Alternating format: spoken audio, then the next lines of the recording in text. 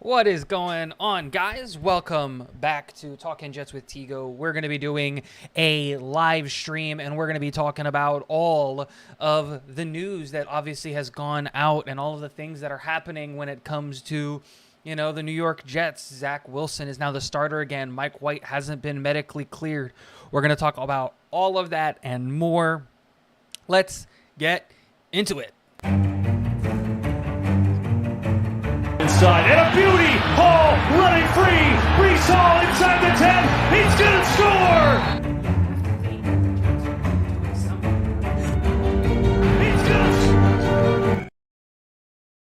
What up? What is up, guys? Obviously, Talking Jets with Tigo here. Doing a live stream. Haven't done one in quite some time, and it's mainly, obviously, as a lot of you know, I've been sick, like really sick.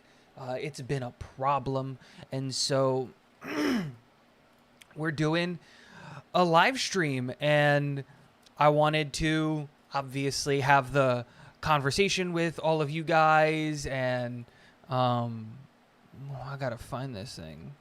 Have that conversation with everybody, talk about what I'm seeing, all of that stuff when it comes to the live stream, when it comes to Zach Wilson, my thoughts, my opinions.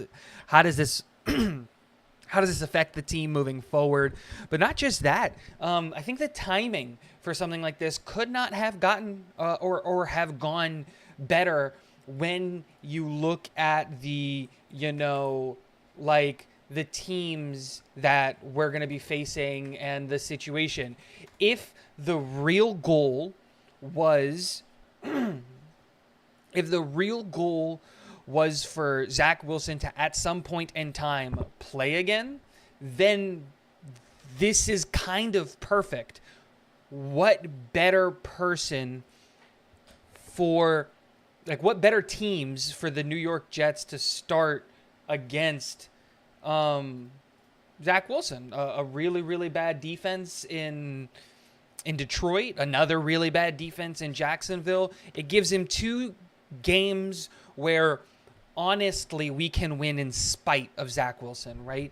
These are two teams that struggle on the defensive line to stop the run. They have really good edge presences, specifically Detroit. If you haven't seen my full game breakdown, I would recommend watching that video after the live stream. But more importantly, what I would definitely recommend is going to what's the word I'm looking for? Going to the live stream that Jeremy from Jets Chaos had with Dom C. Dom did an excellent job. I watched that earlier today.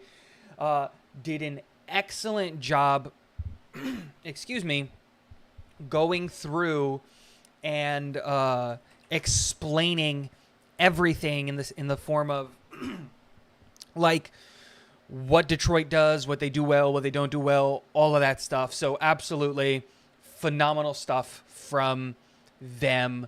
And yeah. So let's talk about the game. Let's say hello to the first person coming in. Cameron, what's going on? What's up, my friend? Welcome back. Love having you here. Anthony G also in the house. Jet the F up. Get well soon. Mike F and White. Can't wait to see Zach come back too. Hopefully they both continue to push each other and make this a hard decision for the coaches because we have two dogs. Absolutely, man. I never understood these people who like are anti-Zach Wilson or anti-Mike White. Like, I'm going to be pro who's ever under center for the New York Jets. And that's just my opinion on it. Do I want Zach Wilson to be the guy? Absolutely. I'm a little biased, right? I bought his jersey. I want to make sure that money didn't go to waste. I also bought my wife his jersey. That's how much I believed in the kid. And I don't want that money to go to waste. That being said, it is in our best interest if Zach Wilson can turn it around. Now, statistically speaking, and all the analytics and all that stuff say that he probably won't, but you should be hoping that he does well. And then Mike White is another one of those situations where, one, I think he proves that a quarterback can improve and develop over time, right? Because Mike White was a 5th or a 6th round draft pick, I don't remember, and then got cut from a team, got cut from the Jets multiple times, kind of a thing, hit the waiver wire, didn't get picked up by anybody. But now he's in a serious conversation where the Jets have a competition at the quarterback position because Mike White has played incredibly well, and he has that dog in him, just like you put in there, Anthony. So I really do hope that they make this a hard decision. I look at this as Mike White didn't do anything to lose his job. So as of right now, this is still Mike White's job. This is Mike White as the starter for this football team. But Zach Wilson has an opportunity over these next 2 games to change that. And now we just have to see, can he do that? Does he have the capability of changing that narrative, changing what's going on and doing all of that stuff? Who knows? But we'll see. It's a good question. Let's say hello to some more people. Jets mess. Thank you for stopping in. Guys, the link that I just dropped into the description is the link to the merch page if you guys want to pick up some Talking Just with Tigo merch. But also, since I don't have a super chat or anything like that yet, that is another way to interrupt the stream. It's not like the super chat where you cut the line. You literally go right, like it pops up on screen. It's disruptive is what it is. So that's a way to do that and help out the stream. Cameron, Zach has to be decisive. Absolutely. And this is why I was saying earlier that this is a perfect opportunity for Zach to win the job against these defenses, because Detroit has a really, really bad secondary. Their corners, their safeties, their linebackers aren't great in coverage. And hopefully speaking, when you look at the defensive line when you look at the D line that they have, they're actually pretty good. But the real thing that I like to look at, and the real thing that I like to talk about when it comes to Detroit, is it's really only coming from the 2 rookies. Obviously, we know about their 2nd overall pick, Aiden Hutchinson, who's doing incredibly well and definitely deserves to be the number 2 overall pick.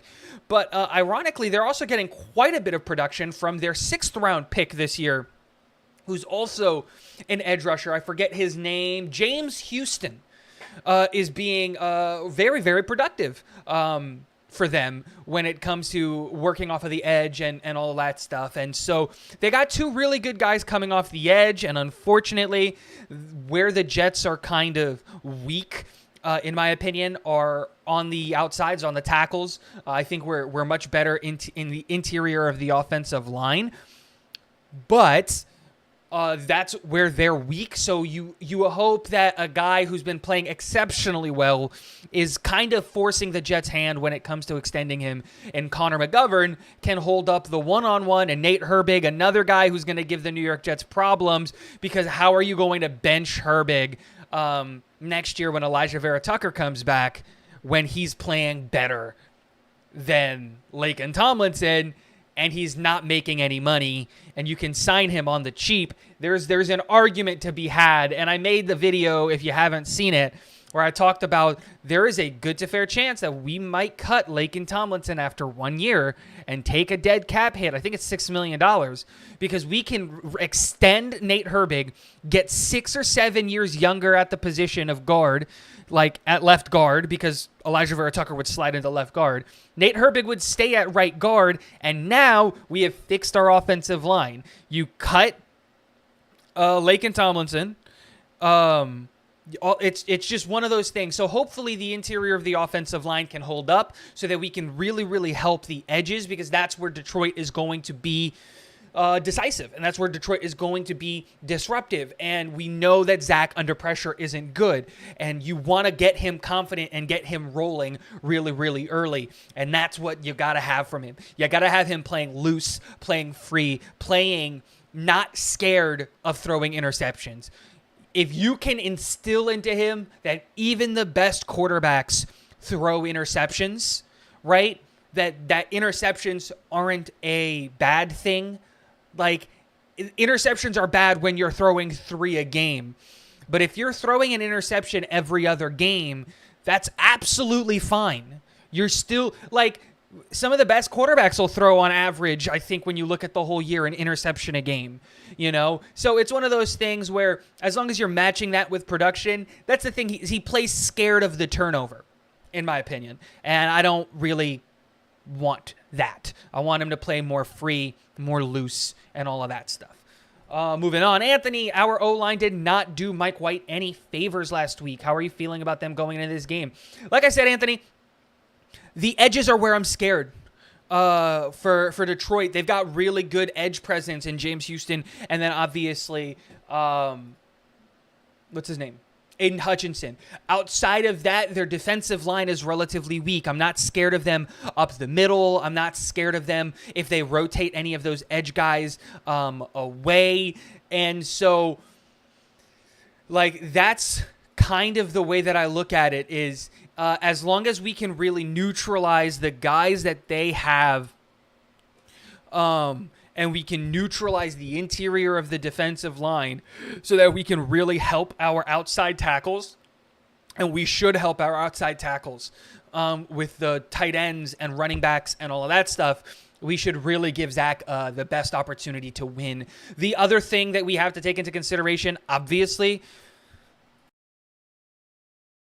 sorry guys, I might have to mute every once in a while to cough, still getting over my sickness, is that the linebackers for Detroit are nowhere near as good as the linebackers for Buffalo. Matt Milano is the reason I no longer play football. He is the reason I quit football in high school. That is not hyperbole.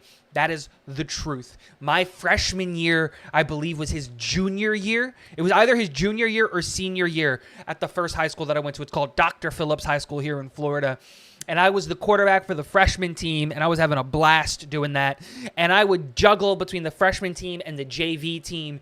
And there was one day I did not pick up the linebacker blitz. He came in free between the center and the guard and literally took my head off, knocked the wind out of me, cracked a rib. I never went back to football after that and dedicated all my time to lacrosse. Arguably a mistake, but in the end, I busted my knee anyway. That is a true story. You can look it up and you can fact check me. I graduated high school in 2013. That seems like forever ago. But yeah, he was 2 years ahead of me, and I was only at Dr. Phillips for a year, my freshman year. And so very, very cool story to be able to say that. Another fun fact about my high school, one of the high schools that I went to, because I went to 4, my freshman year, when I went into Dr. Phillips, was the year Clinton Dix was leaving to go to Alabama, which was also pretty freaking sweet. That was the talk of the town when we were there and all of that stuff. That team was pretty insane. That being said, that's going back to the Detroit thing. Like, as much as I like Detroit and the draft pick that they had, what's his name, Malcolm Rodriguez, they took him, I think, in the 5th round. That's a great pickup. He's not Matt Milano. He's not any of the guys that the Buffalo Bills have at linebacker. Like, they're just better there. And it wasn't in my, Edmonds. The defensive line wasn't the problem against the Jets last week. It was the linebackers. It was the offensive line not picking up these linebacker blitzes up the middle, or the running backs picking these stuff up the middle. And so Mike White just took free hits from linebackers at full speed. So you adjust that by having the running back in those play actions and things like that. Instead of picking the edge on the outside, you pick up the middle. But, like, again, the game plan was sound. It's just that the offensive line didn't do the job. You want to protect on the edges against Detroit, not up the middle. So, I don't know. It's a weird conversation to have about that. Thank you, Cameron. I wonder if they would rather go with AVT at one of the tackle positions in that case, because LT's dead money is pretty high, right? So, when you look at his contract, actually it's not. We actually have a pretty good out of his contract this year, at the end of this year. We made it, and Joe Douglas, in his never-ending, I'm pulling up the contract now, that's why I'm not looking at the camera, in his never-ending wisdom, always makes sure to take care of our team, take care of our players, and make sure that the team is never in a situation where we're going to be in a bad spot. So the way that we got to look at Laken Tomlinson's contract is like this. He is a $17 million cap hit next year. It's actually 17.36 million cap hit next year. But if we were to cut him, we would take an $8.5 million cap hit this year. Let me pull out my calculator and let me do some quick maths. Okay. Let me do some quick maths. I have to charge my 17,360,000 minus 852,000. We would save about $8 million on the cap now this year, and then next year his dead cap drops another $4 million. So like we would save $8 million on the cap this year. $8 million is a lot of money, and that's not including the fact that we're going to restructure or cut CJ Mosley, because we're not going to keep that contract on the books. We're like, Joe's not dumb and he's not keeping that bad contract on the books. So we'll have money. Even though we might not be projected to have a bunch of money, we'll have money. And so the way that I look at it is Nate Herbig right now, if we look at the contract breakdown for the offensive line, we're obviously George Fant's going to come off the books. We're probably going to extend Connor McGovern probably at another 11 to 13 million-ish dollars a year. He's right now making 10.3. So you're going to give him a raise and keep him around for another 3 years. Probably give him a similar structure in the sense of like you give an out after a year kind of a thing. Not money-wise, but like similar structure to what Lakin got in the sense of it's a 3-year deal. We have an out after 1 year kind of a situation. And so that's the way that you do it. But when you look at the offensive line, the only offensive linemen that are on the team moving forward, Max Mitchell, Elijah Vera-Tucker, Dwayne Brown, Mekhi Becton, and Laken Tomlinson are the only guys extended beyond this year. So we're going to have to bring back guys like I would bring back LDT, Laurent Duvernay-Tardif. I think he's a great backup option.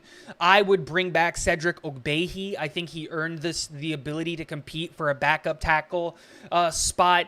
I would bring back Nate Herbig. I think he should be a starter. I love Dan Feeney, and I think that right now he's the only backup that we have at center. And the real thing with Dan Feeney is that he's cheap. Now, I would love in the later rounds to maybe draft a center or something along those lines, but we haven't done that yet. So I'm going to assume that you don't just plan for that, and just say, we're not going to sign a backup center. We're going to draft one. No. You sign the backup center to a 1-year deal like we did with Dan Feeney this year. And then if the kid that you draft in the 5th or the 6th round comes in and can beat out Dan Feeney, fantastic. But Dan Feeney can also play guard, so you've got that aspect to it. And so you're not bringing back George Fant. And so for me, when I look at the offensive line, I don't really love Elijah Vera-Tucker at a left tackle spot or anywhere. If it was me, and my starting lineup next year is going to be one of Dwayne Brown, Mekhi Becton, and or another I would say 2nd or 3rd round pick is where I would use a tackle to bring in to compete for that left tackle spot. Elijah Vera-Tucker at left guard, Connor McGovern at center, Nate Herbig at right guard, and Max Mitchell at right tackle. That would be my starting tackles. Now, I'm not going to bank on on Mekhi Becton coming back. But if Mekhi Becton can truly come back healthy and not have to be dealing with this knee, I don't think that the weight was ever really like a thing where he didn't manage it or have it under control. I really think that the knee just didn't recover because he's that big. If he can come back with a healthy knee, we know what Mekhi Becton can do when he plays at left tackle. And because Dwayne Brown is almost on an uncuttable contract for next year, he can be back there as a backup. It just makes a lot of sense for me. I think our offensive tackle room is absolutely fine. And then as the 4th tackle, I would have Elijah Vera-Tucker as like that 4th tackle, like worst, like everything goes wrong again. Elijah Vera-Tucker can swing out to tackle, and then you load up on interior offensive linemen.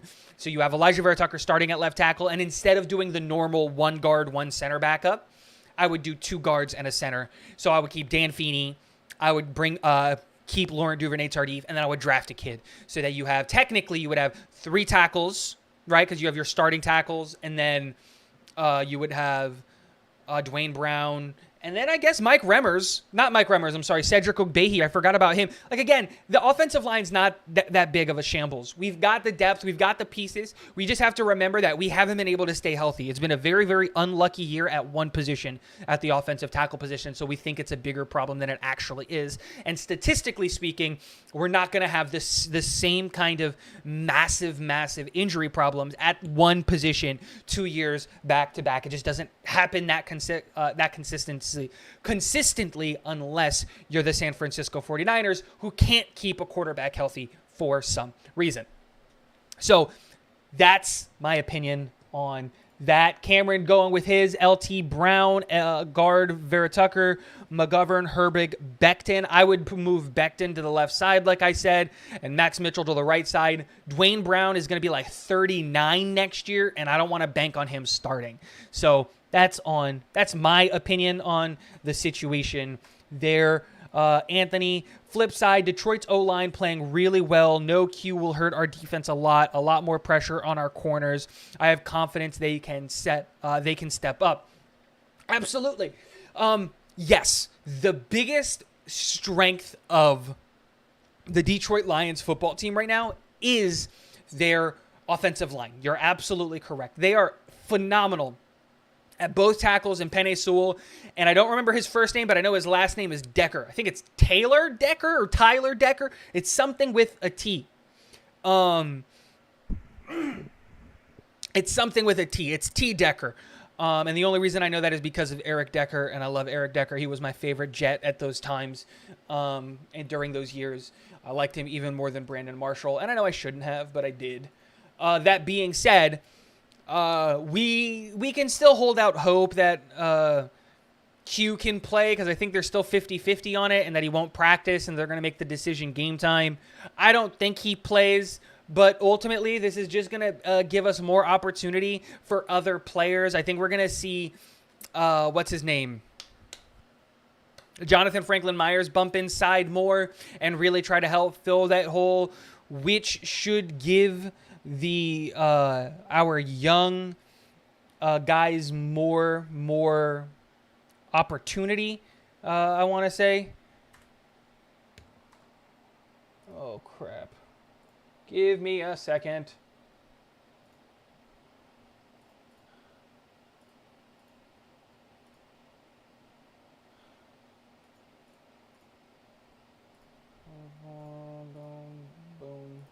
Boom.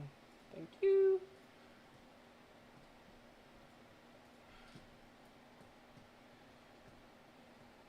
Alrighty, back to where I was. But yeah, so that's how I would look at it when it comes to the Detroit O-line. I think we're still pretty fine there. I think that we're gonna do relatively okay when it comes to, managing their offensive line and the level of play that they can really produce at a high level. So I'm not super worried about that. How long is Q out? I don't know. Like I said, he's considered day to day. He according to Robert Saleh, he can even still play, this Sunday. I doubt he plays, but I don't have a problem relying on our corners, and our safeties. I think we've got the best corner in football in Sauce Gardner. I think we've got a top 5 corner in football in DJ Reed. And so if you're telling me that you have to put those guys on islands versus DJ Chark and Amon-Ra St. Brown, I'm cool with that. I honestly, I'm not worried about either one of those guys because they're not elite guys. They're not wide receiver ones. Those are high volume wide receiver twos, in my opinion. I love Amon-Ra St. Brown, but he's just a deep threat. That's really what he is just raw speed. So it's one of those things that I like to look at and I say, you know what? It makes a lot of sense to just stack it up and say, hey, you know what? Our DBs and our linebackers, go get it. I'm not scared of their tight ends. I'm not scared of anyone not named DJ Chark or Amon-Ra St. Brown when it comes to their wide receiver room. The one other area that I think that we might struggle is their run game. Detroit's got a very good run game. A lot of people sleep on it, but I love Swift and what Williams is doing this year in a largely backup but filling in as a starter role has been fantastic for him. So there's a lot of options for how the Jets can handle it on defense. We really need to see and adjust to what Detroit is doing, because if they go run heavy, really trying to get Swift involved and take advantage of the offensive line being this good, they can do that. Trying to stay away from the corners, that would make a lot of sense. There's a lot of options there. We don't know what it is. We don't know what they can do, but that's their thing. Let's say hello to Abby. Good evening. Let's go Jets. Absolutely. Cameron Tram, they've already restructured Mosley's contract. No, so they didn't restructure his contract. What they did was they turned, I guess you could technically say they restructured his contract. But what they did with his contract is they turned a lot of the salary into signing bonus, which gave them salary cap relief this year. That's why we were able to go out and get a guy like Dwayne Brown, was because we turned a lot of his salary into signing bonus. Now, that being said, he still carries, I think it's a $23 million cap hit next year for the New York Jets. It's absolutely outrageous when you look at his cap hit. So there is absolutely no way that we can keep him on the team next year at his contract that he has right now. CJ Mosley he's a $21 million cap hit next year. That's absurd. You can't do it. Can't have him at that number. So and you have to take into consideration that we need to re-sign Quincy Quan, Bryce Huff, who's considered a linebacker, Sheldon Rankins, I think he's earned an extension. We're going to have to pay Quinnen next year, and now we know that money won't necessarily hit the salary cap next year, but that's the way that it works. And so we do have voidable years on the back half. He's technically here for another 2 years. The way that I would look at it is you have to figure out a way to either you cut him, right? Because you can cut him and you can just take a dead cap hit, and you would save $9 million or $7 million if you took the dead cap and you cut him. You would take a $14 million dead cap hit this year, and then next year you would take a $10 million cap hit. But if you can look at it and say, you know what, CJ, we really want you on this team and we want to extend you, and we understand that you're 30 years old, if you're willing to take on a less money and understand that over time you're going to take on a lesser role, that's the conversation that you got to have with him. At 30 years old, he's going to be 31 next year. He has the opportunity to get his money and go out to free agency and get another payday, but he would be leaving a team that he really did help build, and was a major part of right before the glory of it, right? Like, the New York Jets are going to be a scary team, a playoff team, a Super Bowl contending team next year. Do you really want to leave that? So we've seen it before with the New England Patriots and good teams, players taking pay cuts to stay. I think CJ will take a pay cut to stay, and hopefully we can save so that we don't have to have a $23 million cap hit, which would be insane. Moving on, Zach, attack absolutely, Abby.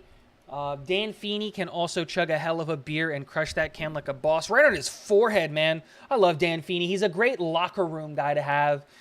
Big prayers to Big Ticket to come back. Absolutely. I love Big Said. Very athletic. I've seen very few flaws when he filled in. Great replacement.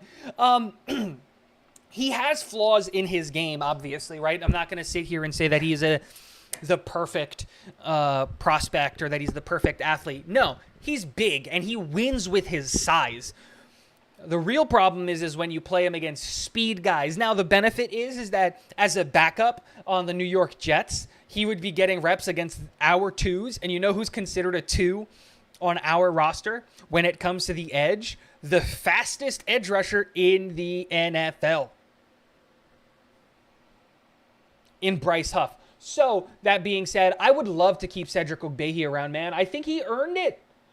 Like, I don't see how you can cut him to or like let him walk in a pinch. We brought him in off of the street to play tackle, you know, and he wasn't playing anywhere, wasn't doing anything, wasn't whatever.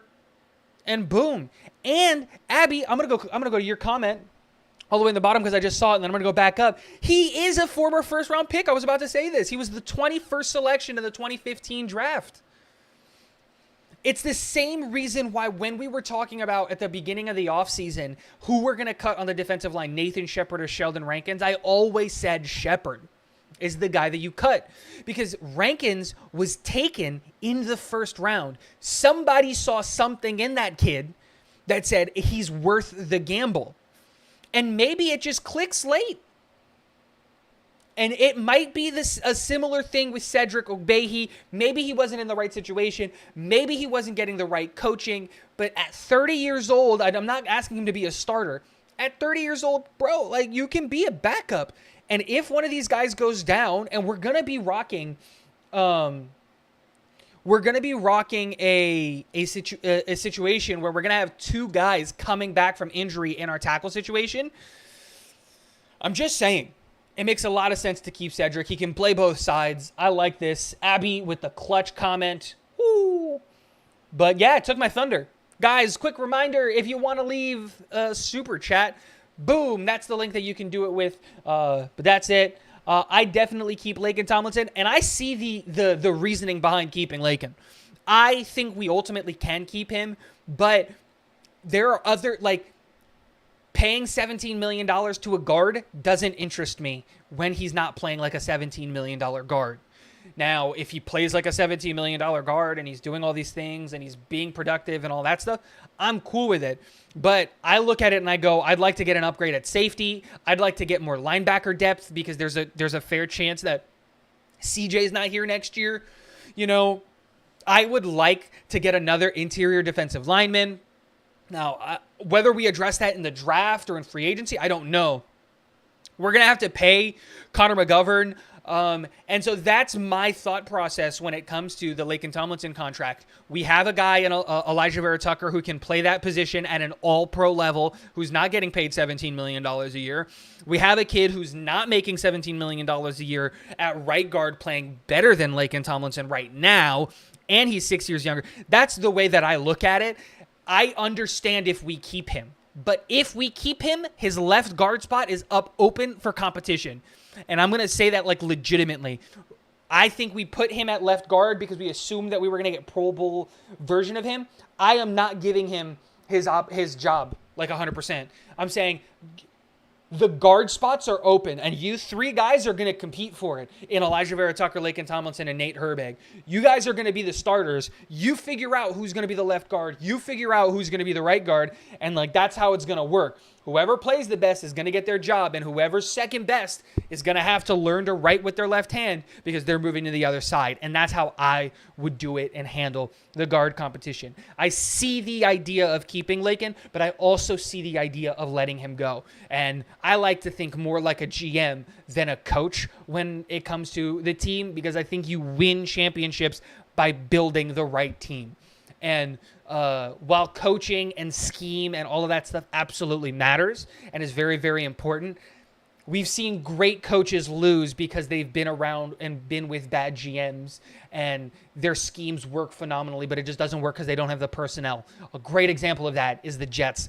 Defense last year, we were all ready to burn Ulbrich on a stake for how bad that defense was. And they turned it around because this year we're healthy and we've injected a bunch of talent. The GM helped make sure that our defensive coordinator kept his job. So I like to think like a GM more than a coach when it comes to things like that. But this is a great comment. This is a great comment.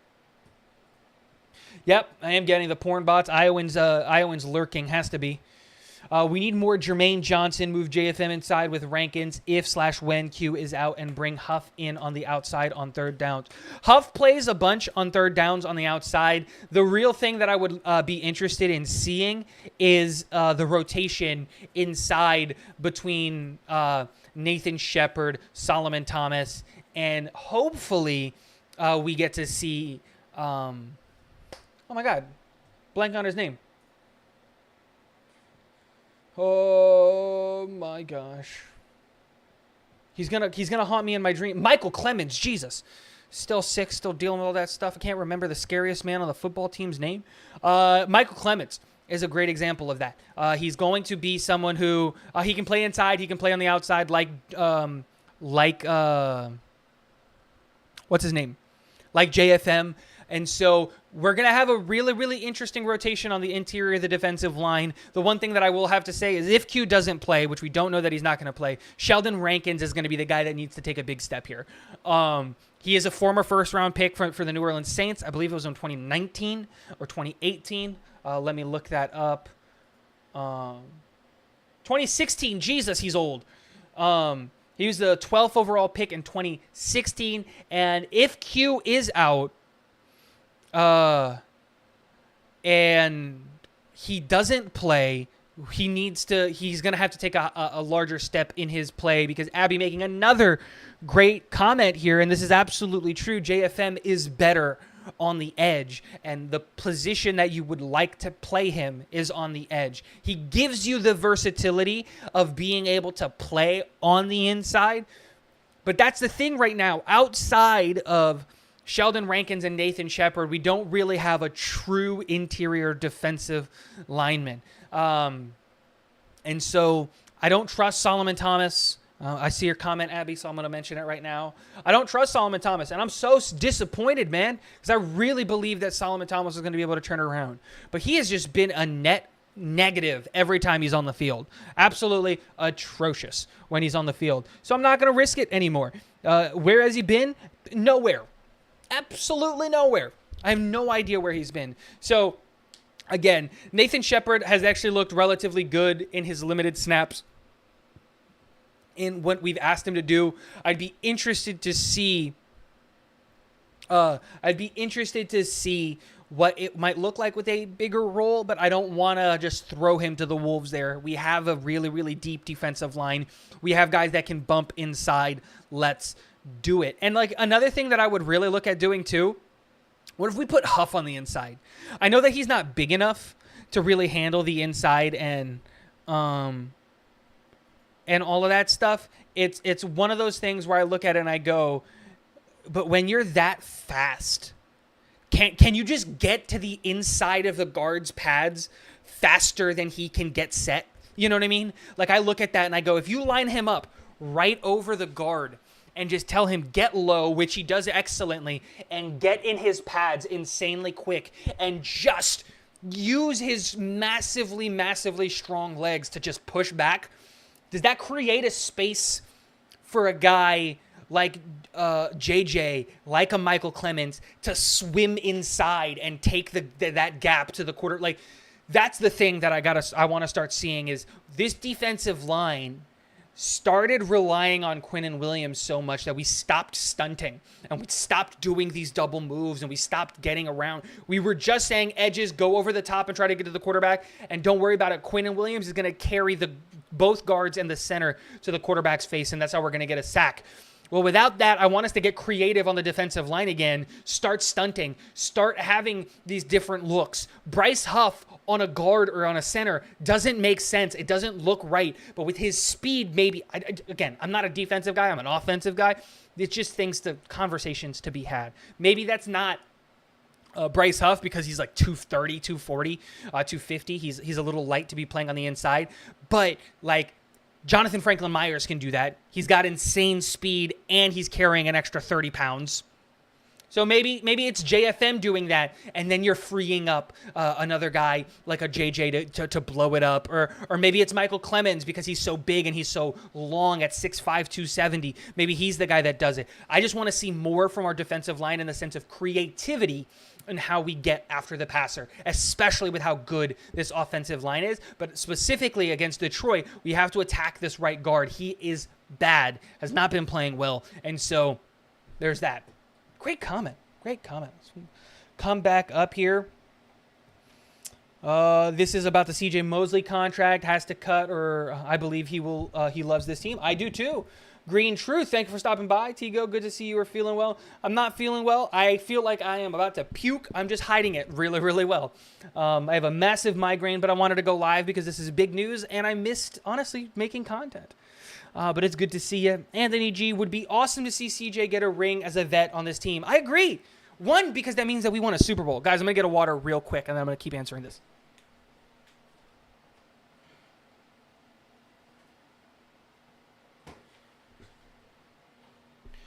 One, I would love to see that happen. I'm going to get a hat because my hair is on. Nope. Can't have that happening. I would love, one, to see CJ get a ring on this team because that means I can get a ring. I already told my wife that if the New York Jets win the Super Bowl, there's going to be a new shelf right there with a Lombardi, and I'm getting the ring, and I'm wearing it constantly. That being said, it would be awesome. There's a lot of these guys that were on this team when it was bad that I just want to see benefiting from the good years. You know, Quinnen Williams, C.J. Mosley. There's a lot of guys that have been around for a long time with this team that we've kept that just haven't seen the good years. Thomas Hennessy. And so I just love the idea of these guys here winning a ring, the guys who were able to stick around, the guys who were all that stuff. And also for these young guys because, like, I just feel like we're so close. You know, I think that we're like one or two things away from making it happen. Still highly productive, though. Absolutely. Absolutely. Unless you're a Raiders first rounder, that it means nothing. You're absolutely right. If you're a former first rounder from anywhere outside of Las Vegas, I'll trust you. I'll trust in your talent. When Lakin is on, he's really good, but he needs the whole offensive line to be healthy. I agree, but the problem is that you can't rely on the offensive line staying healthy, especially because we're playing on that horrible rubber turf stuff. So, again, I like Lakin, and I would prefer to keep him. That contract is what scares me. Let's keep going here. Anthony G, you can't pay a guard $17 million to fight for a position. Too rich for that. He's got to be the obvious choice, or you got to cut him. Remember that, like, we have a lot of pre-camp like things, and I agree with this sentiment. I totally agree with what you're saying here.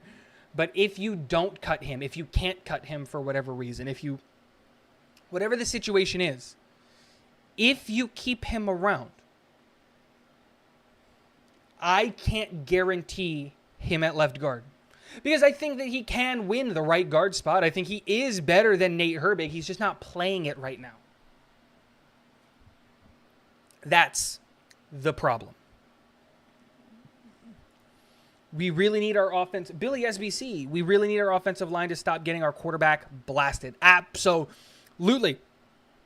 And a big part of last week was I blame the running backs for last week because failing to pick up on those linebackers running up the middle, and like how many times did we just get a linebacker running in free?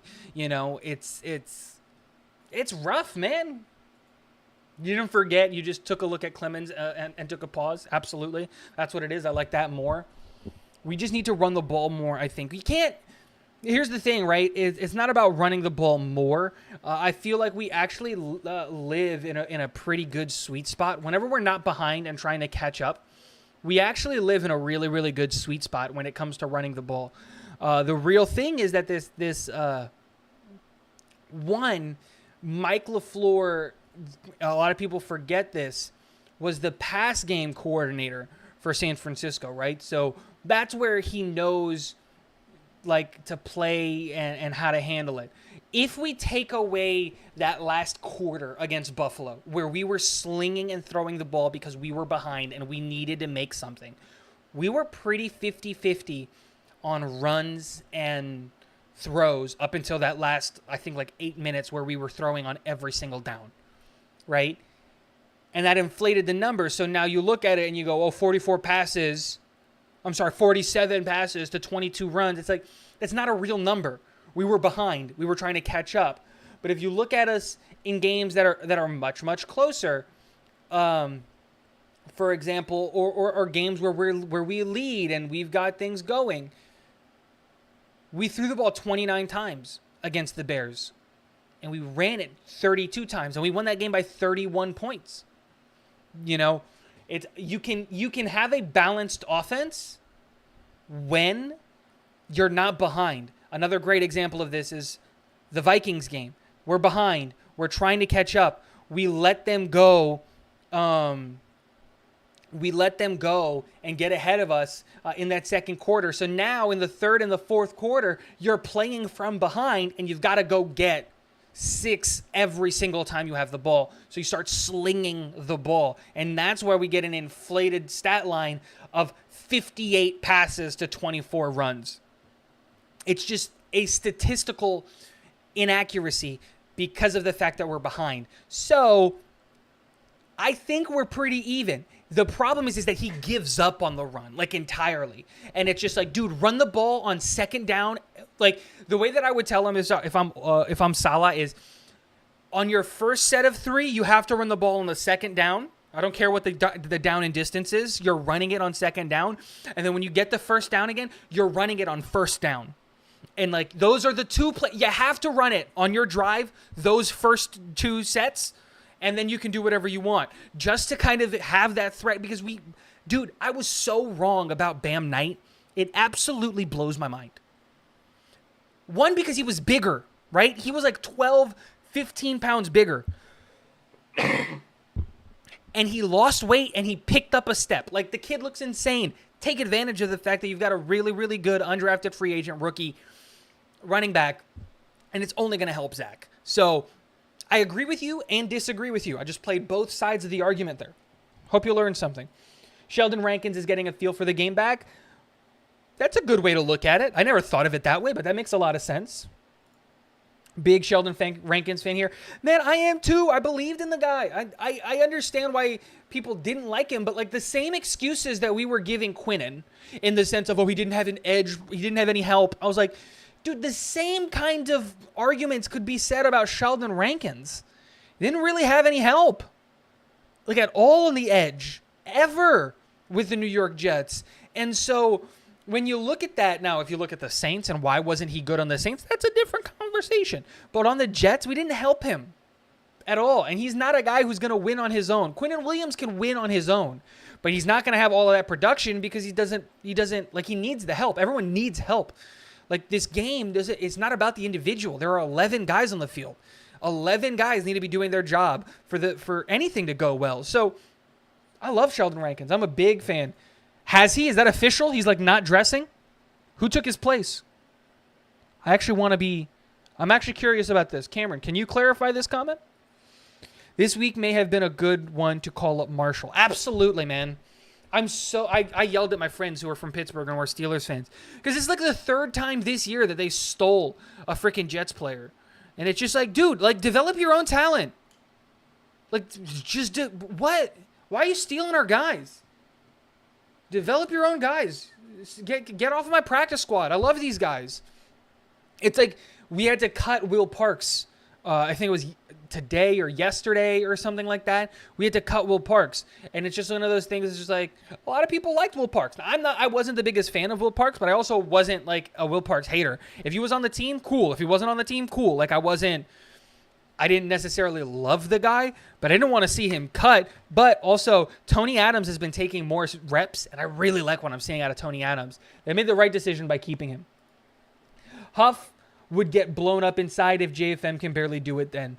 Look, you make a lot of points there. I was just saying things to say things, Abby, when it comes to the interior of the defensive line. But that's just me, right?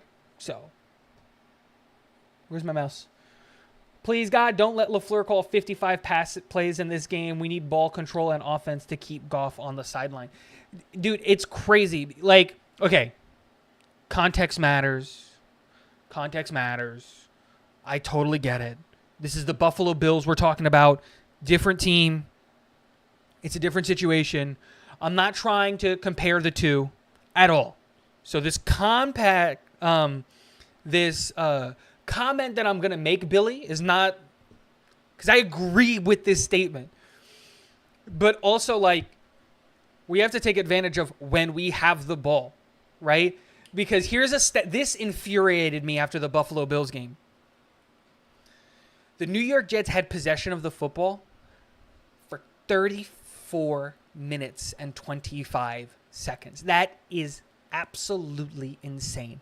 Most of the time in an NFL game, time of possession likes to stick right at about 30 minutes for each team, give or take like 10 to 15 seconds. That's the statistical average. We held on to the ball for 4 more minutes than Buffalo, and we couldn't get the score. So while you're absolutely right, we should not be calling 55 passes. The only scenario I see us calling 55 passes is if we're behind, and if we're behind against the Detroit Lions, God save us all.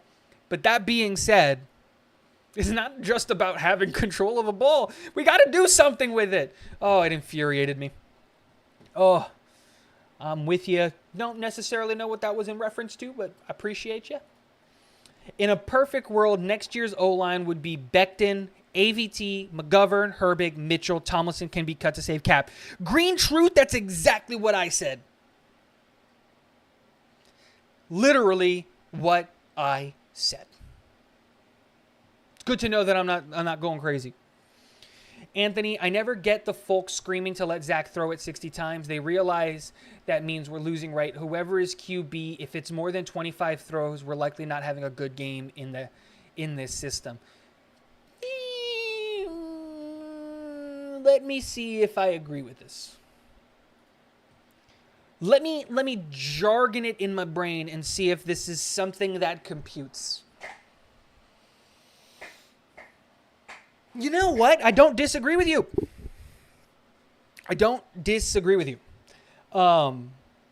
In today's NFL, I'd like that number to be closer to 30 throws. I'd like our breakdown to be like 30 throws to 25 runs. If we could do that if we could do that stat line every single game, I would love it.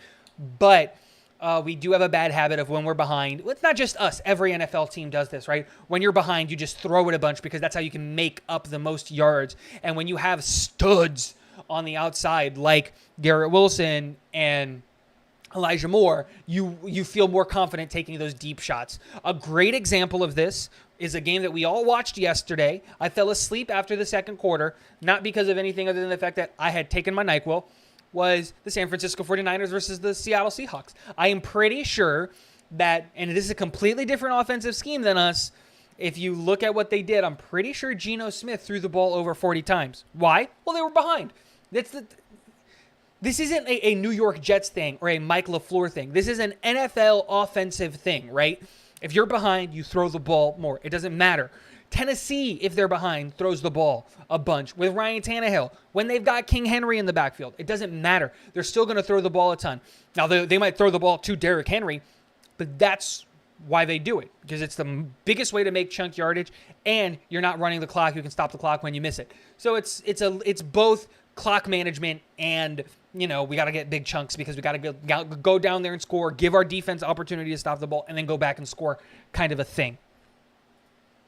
Dude's a dog, big bam, bam. I love the kid, man. Like I said, I'm so happy that I was wrong about this kid. So happy.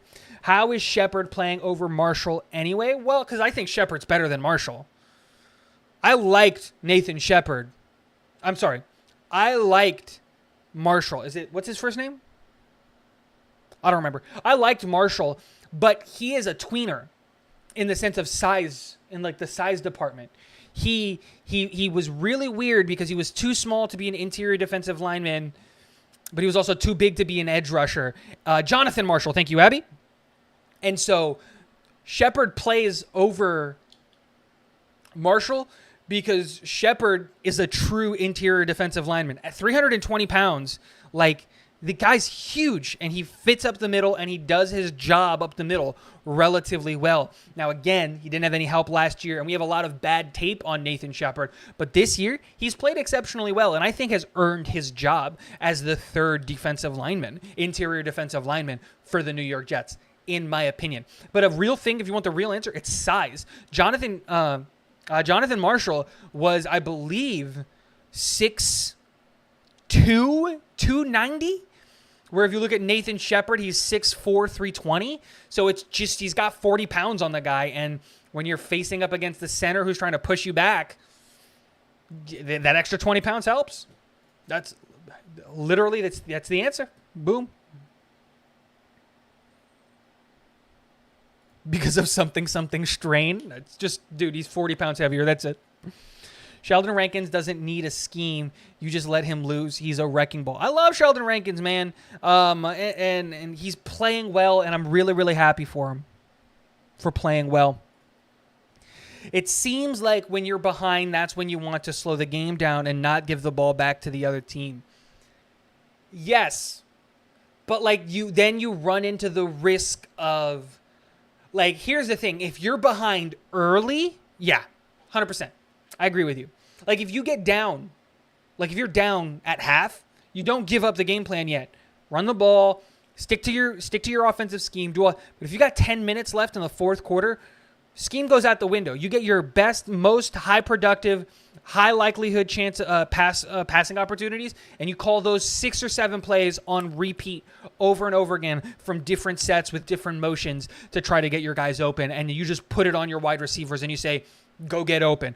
The good thing is now we have wide receivers that can do that. And we've seen how that could be successful because we had a quarterback in Mike White who was getting the ball out on time and accurately, something that we weren't seeing from Zach Wilson. So again, I get where people are coming from with their frustration, and it works. It's just unlucky, man. If Michael Carter doesn't fumble the ball, I think we win that game against Buffalo. If both Mike White and Mike LaFleur don't put up absolute stinkers in the red zone and we go 1 of 7 or 1 of 6 or whatever it was against Minnesota in the red zone, we win that game easily. But those things happen. Sucks to suck. Abby telling me that was Jonathan. Very, very good.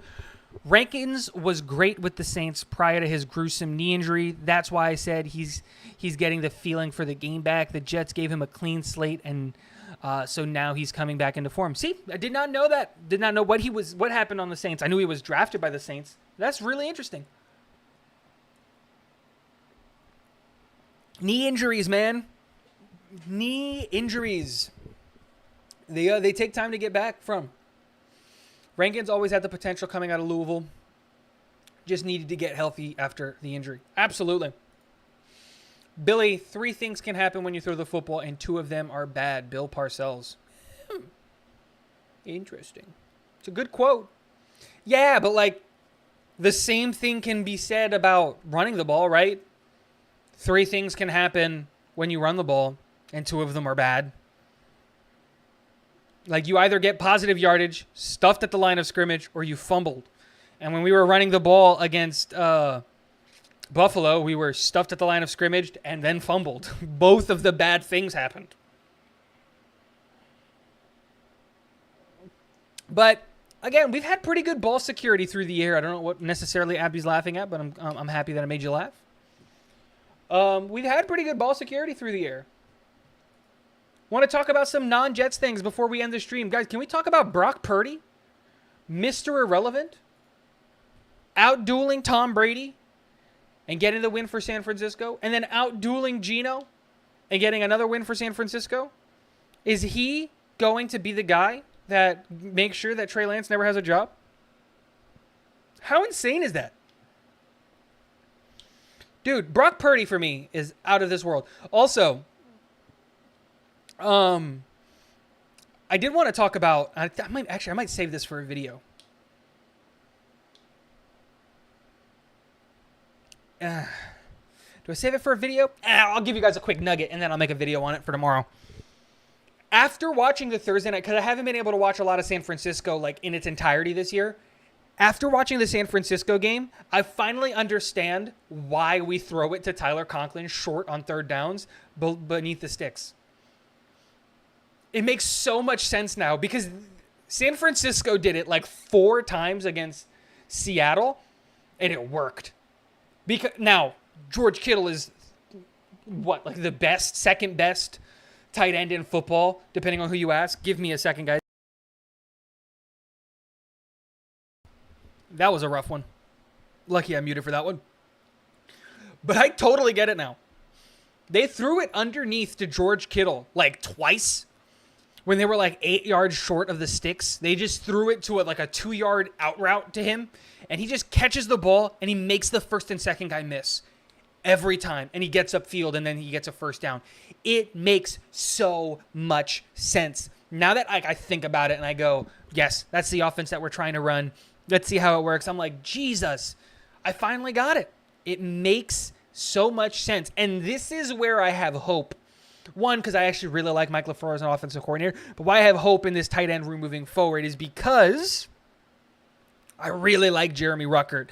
And I think that Jeremy Ruckert is going to become our Kittle. Now, I'm not saying he's going to be as good as Kittle. That's not what I'm saying. Like, what I mean by that is a safety blanket, because they're, in my estimations, they seem to have very similar skill sets when you look at their times coming out of college, right? They're very similar sized. Jeremy Ruckert is 6'5", 250. George Kittle is 6'4", 250. They both have good hands. It's one of those things where I look at it and I go, if Jeremy Ruckert can really pick up this offense and pick up the blocking and become a part of this team's plan next year and really, really push Tyler Conklin and CJ Uzomah for their jobs, watch out, because I think we've got a really good weapon in Jeremy Ruckert sitting on the bench and developing right now. And I was like, oh, I get it now. But I'm not going to talk anymore. I'm going to save it for a video. Oh, go watch that video. Go watch that video. It's going to be up tomorrow. I miss Brees. Oh, yeah, tell me about it. Heard about that. Think this is about the Brock Purdy thing. Brock Purdy is an inspiration, man. Literally the last pick in the draft. He's supposed to be a scout team guy, and literally the world has to fall apart for him to get his start. Trey Lance out for the year. Jimmy G out for the year. Boom. He gets his shot, and then he thinks he might not get his shot because, man, Baker's getting cut, and it's boom. No, they said, screw it. Screw it. We're keeping Brock Purdy. And he goes out there and he outduels Tom Brady, the only quarterback in Tom Brady's career who makes his first career start against Tom Brady and beats him. The only one, and he's the last pick in the draft. Man, that's why it goes to show it doesn't matter where you get drafted. Once you make it, you just make it stick. It's insane. Kieran Rankins makes each other's job easier on the inside. Absolutely. Purdy is nice, very decisive. Love it. Uzomah, with how big he is, should have at least 5 red zone touchdowns by now. I look at it and I go, I think a big problem that we have in the red zone is that our red zone playbook almost consisted of entirely RPOs with Zach Wilson because of his legs. If we looked at a lot of the red zones, we did a lot of triple action plays, right? Either Zach gives, keeps, or throws short, and it worked well. Look at all the running touchdowns and the stuff that we had and the red zone efficiency and all of that stuff.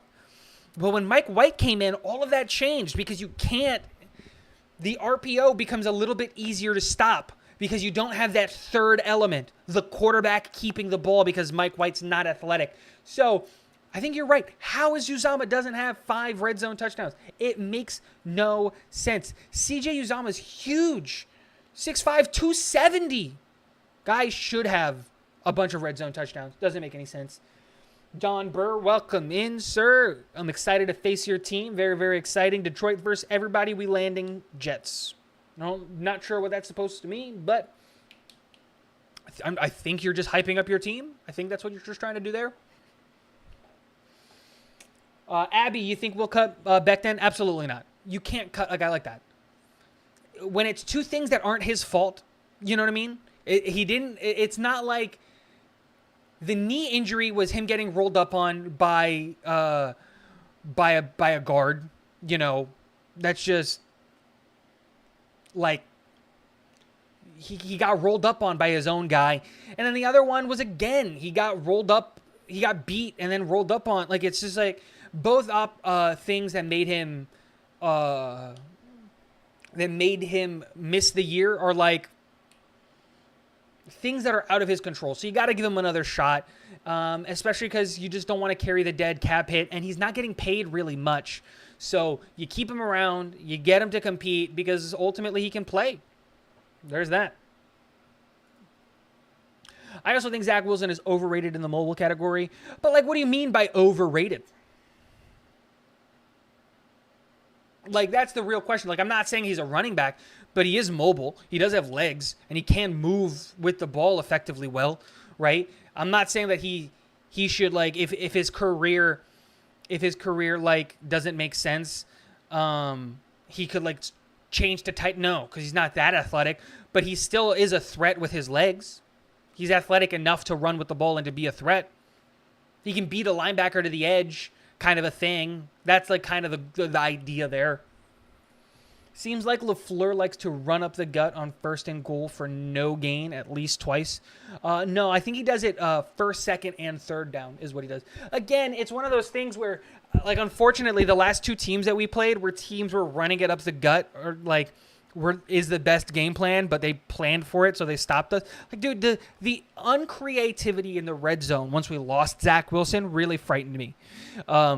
With Mike LaFleur. I'm not going to sit here and lie, because we were really creative in the red zone, you know, when it came to play calling and decisiveness and the different things that we do. But then it just all went away with Mike White. Like, did he just believe in Mike White's arm so much, or, like, did we just rely on Bam? Like, I don't know what it was, but Mike LaFleur, we have to remember, he's also learning and developing and growing with this team, right? That being said, grow a little bit faster. Alrighty, boys and girls, thank you all for stopping by and hanging out. I'm going to drop it in one last time. Guys, Talking Jets with Chico channel has merch now. Harlan Abraham purchased my mugs, and he will attest that they're pretty good mugs. There's also T-shirts and other things that are going to be going on there over time. Guys, remember, I am still not 100%.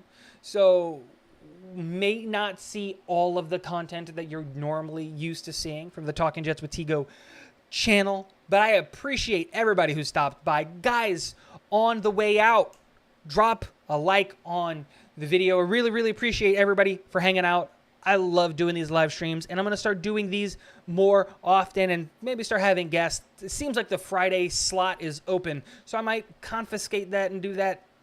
That being said, guys, thank you so much for hanging out. Thank you so much for dropping a like. Thank you so much for hitting the subscribe button on the way out. I'm going to end it with this one. Billy, thank you. Abby says it perfectly.